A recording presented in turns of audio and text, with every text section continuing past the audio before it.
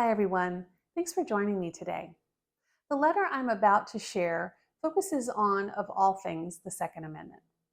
Some would argue that the Lord would not be concerned about certain sociopolitical topics, but that's not the case. History argues the opposite, as it's clear when you look at how his divine hand moved upon our infant nation and the Constitution, which guarantees that America remains a free nation for today and many more generations to come. Something he highlighted was the span of our prayers, meaning that our warfare is often short-sighted, only focusing on today's needs instead of battling now for those who come after us. He showed me that in some, a self-focused attitude had developed similar to that of King Hezekiah, who only cared about peace in his day. Isaiah had just prophesied that captivity and plunder lay ahead for his kingdom, but to this King Hezekiah responded, "The word of the Lord that you have spoken is good," for he thought, "Why not, if there will be peace and security in my days?"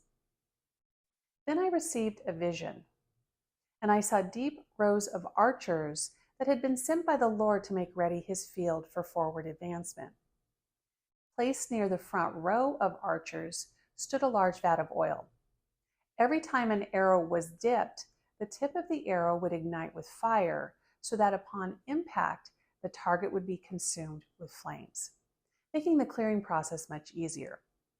However, many of those standing on the firing line aimed too short, missing their mark, which meant that the next row of archers would have to contend against the remaining enemy targets, those that were further back on the field of battle, making recovery of that particular battleground at that time a much more arduous task. And then I heard this. To keep and bear arms is a right in this nation, yet eager are some to abolish this freedom from the list of constitutionally protected amendments, as an unarmed citizenry poses less of a threat to the rule of a centralized government.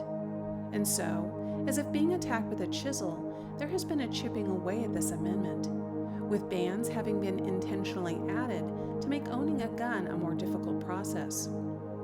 Those who assert their right to be armed are demonized, for indeed has an aggressive campaign been launched meant to sway public opinion in such a way that the average American will cave to societal pressure and voluntarily surrender this liberty without any form of retaliation. However, should the American people give up this right, it won't take long before their Constitution vanishes from sight, as what should have been highly valued was then left unprotected. And while I do not advocate for violence, still, a people should have the right to defend themselves from an attack, and not solely rely upon the government to keep them safe.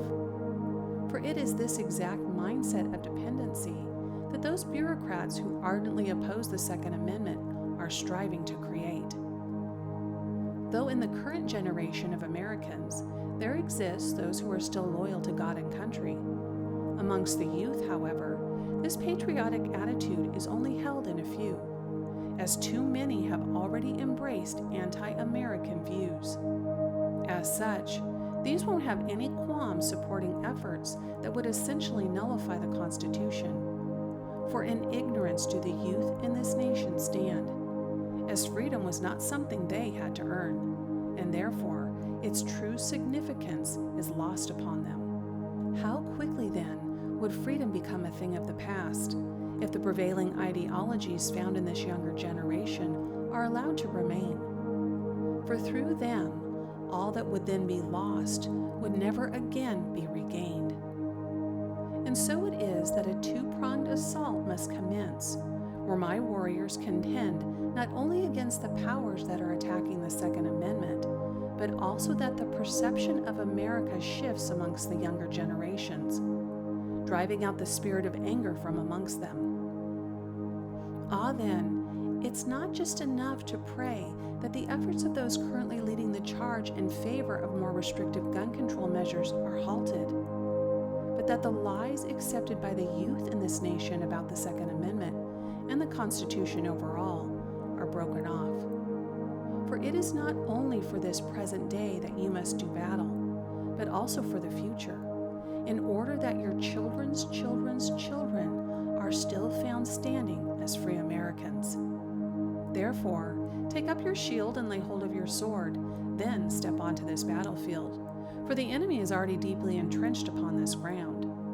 To drive him out will take a continued effort, as it is according to the long game that he has set his lines. Do not be short-sighted in your warfare, only seeking peace in your time, but instead extend the length of your prayers to include those who shall come after you. Cover their days now, so that America continues to be a free and prosperous nation for many generations to come. Thanks again for joining me today.